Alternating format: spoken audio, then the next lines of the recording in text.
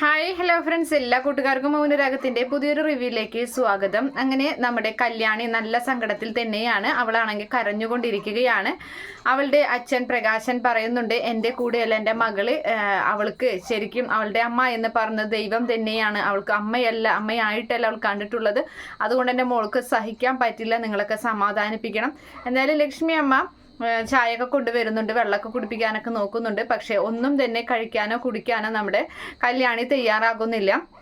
അതിനുശേഷം തൻ്റെ അമ്മ തന്നെ വളർത്തിയ കാര്യങ്ങളെല്ലാം തന്നെ പറയുകയാണ്. പിന്നെ തന്നെയല്ല, അച്ഛനുമായിട്ട് നല്ലൊരു ജീവിതം തുടങ്ങിയതായിരുന്നു, അതിപ്പോൾ ഇങ്ങനെയായി എന്നുള്ള കാര്യമൊക്കെ പറയുന്നുണ്ട്. എന്തായാലും ഇതൊക്കെ കേൾക്കുമ്പോൾ നമ്മുടെ ലക്ഷ്മി അമ്മയ്ക്കും അതുപോലെ കാർത്തികുമാണ് വിഷമം വരുന്നത്. കാരണം അവർ കാരണമാണല്ലോ ഇപ്പം ഇങ്ങനെയൊക്കെ സംഭവിച്ചത്. അവരുടെ നാട്ടിൽ നിൽക്കാതെ ഇവരുടെ സഹായം തേടി വന്നത് കൊണ്ടാണല്ലോ ഇവർ അവരുടെ ശത്രുവായത്. അപ്പം അങ്ങനെ ഒരു ടെൻഷനും കാര്യങ്ങളും അവരിങ്ങനെ നിൽക്കുന്നുണ്ട്. എന്തായാലും അതിനുശേഷമാണെങ്കിൽ നമ്മുടെ പ്രകാശൻ വീണ്ടും ഇങ്ങനെ സങ്കടപ്പെടുന്നുണ്ട്.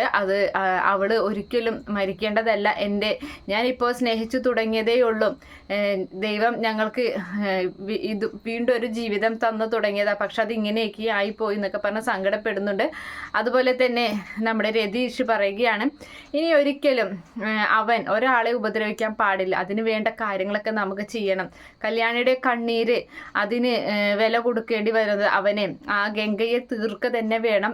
അത് തന്നെയല്ല, സ്വന്തം പെറ്റമ്മയുടെ ശവശരീരം കാണാൻ വരാതെ ചടങ്ങുകളിലൊന്നും പങ്കെടുക്കാതെ മാറി നിന്ന ആ വിക്രമുണ്ടല്ലോ, അവനെയും തീർക്കണം. ഇത് രണ്ടുപേരെയും നമുക്ക് ഈ ചടങ്ങുകളൊക്കെ കഴിഞ്ഞതിന് ശേഷം അതിന് തയ്യാറെടുക്കണം എന്നുള്ള കാര്യങ്ങളൊക്കെ പറയുന്നുണ്ട്. അതുപോലെ തന്നെ ബൈജുവും അങ്ങനെ തന്നെയാണ്. നല്ല ദേഷ്യത്തിലാണ് ബൈജുവും ഗംഗയെയും വിക്രത്തിനെയും കൊല്ലണമെന്നൊരൊറ്റ വാശിയിലാണ് അവരങ്ങനെ നിൽക്കുന്നത്. ഇനി എന്തായാലും പോലീസിന് വിട്ടുകൊടുക്കാനൊന്നും അവർ തയ്യാറില്ല. പോലീസ് അവരുടെ കയ്യിൽ നിന്നൊക്കെ നമ്മൾക്ക് മേടിക്കണം, പിന്നെ അവരെ കൊന്നിരിക്കണം എന്നുള്ള രീതിയിൽ തന്നെയാണ് കിരണും ചന്ദ്രസേനനും പറയുന്നതൊക്കെ. എന്തായാലും നമ്മുടെ ദീപയുടെ അസ്ഥിപർക്കൽ ചടങ്ങുകളും കാര്യങ്ങളൊക്കെ നടക്കുന്നുണ്ട്. അതൊക്കെ വാരി കടലിലേക്ക് ഒഴുക്കുകയാണ് നമ്മുടെ കല്യാണി. അങ്ങനെ അത് തലയിൽ വെച്ച് ഇങ്ങനെ ഒഴുക്കുന്ന സമയത്ത് കല്യാണി പൊട്ടിക്കരയുകയാണ് ചെയ്യുന്നത്. എല്ലാവരും അവിടെ കൂടി നിൽക്കുന്നുണ്ട്.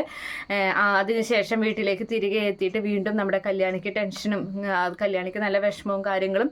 അങ്ങനെ പതുക്കെ അവളെ അതിൽ നിന്ന് മാറ്റിയെടുക്കാൻ ശ്രമിക്കുകയൊക്കെ ചെയ്യുന്നുണ്ട്.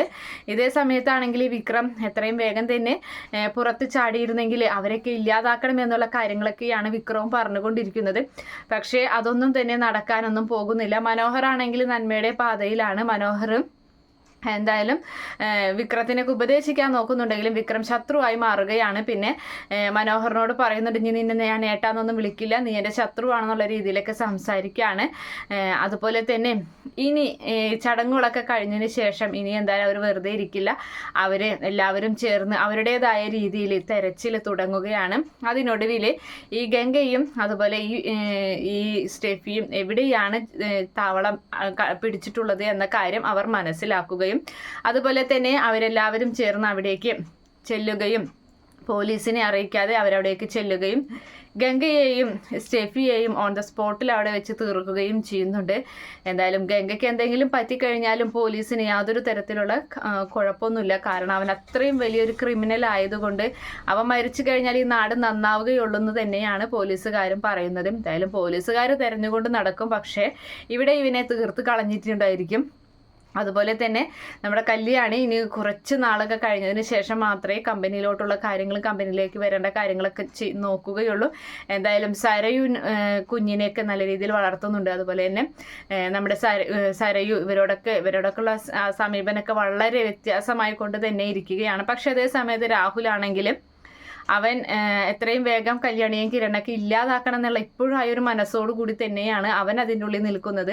അതിന് വേണ്ടിയിട്ട് മനോഹറിനെ കൊല്ലണമെന്നും അതുപോലെ തന്നെ അതിന് വേണ്ട കാര്യങ്ങളൊക്കെ തന്നെ പറഞ്ഞ് വിക്രത്തിനെ ചൂട് പിടിപ്പിക്കുകയും ചെയ്യുന്നുണ്ട്. എന്തായാലും നമ്മുടെ സരയു നല്ല രീതിയിൽ കുഞ്ഞിനെ നോക്കുകയാണ്. അതുപോലെ തന്നെ നമ്മുടെ മനോഹറിൻ്റെ മാറ്റം അത് യഥാർത്ഥ ഒരു മാറ്റം തന്നെയാണെന്ന് മനസ്സിലാക്കുന്നുണ്ട്. എന്തായാലും മനോഹറിനെ അവിടെ വെച്ചിട്ട് ജയിലിൻ്റെ അകത്ത് വെച്ചിട്ട് ഈ പറയുന്ന വിക്രവും അതുപോലെ തന്നെ രാഹുലും ചേർന്ന് അവനെ അപകടപ്പെടുത്തുന്നുണ്ട്. അവൻ അവിടെ വെച്ച് എന്തെങ്കിലും കുത്തു കിട്ടുകയൊക്കെ ചെയ്യുന്നുണ്ട്. അവനും ഇതുപോലെ തന്നെ ഹോസ്പിറ്റലാവുകയും ചെയ്യുകയാണ്.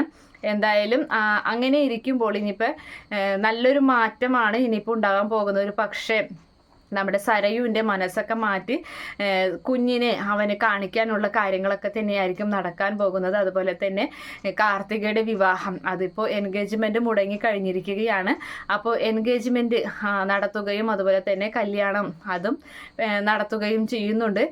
പിന്നെ വിക്രത്തിൻ്റെ കാര്യത്തിലും തീരുമാനമാക്കുകയാണ്. വിക്രം ഇത്രയും ക്രൂരനായ അവനെ കൊല്ലാൻ വേണ്ടി തന്നെ എല്ലാവരും തുനിഞ്ഞിറങ്ങുകയും ചെയ്യുന്നുണ്ട്. എന്തായാലും അങ്ങനെയൊക്കെ ഒരു ഭാഗമാണ് വരാൻ പോകുന്നത്. കാത്തിരുന്ന് കാണാം. ഈ റിവ്യൂ ഇഷ്ടപ്പെടുകയാണെങ്കിൽ ഈ ചാനൽ ഒന്ന് സബ്സ്ക്രൈബ് ചെയ്ത് സപ്പോർട്ട് ചെയ്യണേ. Okay friends, bye, thank U.